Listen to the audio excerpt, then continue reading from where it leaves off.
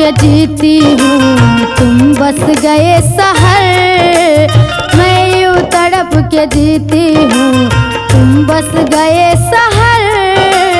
मैं यूं तड़प के जीती हूँ, तुम बस गए शहर। मैं यूं तड़प के जीती हूँ, तुम बस गए शहर। इतने दिनों पे आए हो, इतने दिनों पे आए हो, रुक जाओ रात भर। इतने दिनों पे आए हो, रुक जाओ रात भर।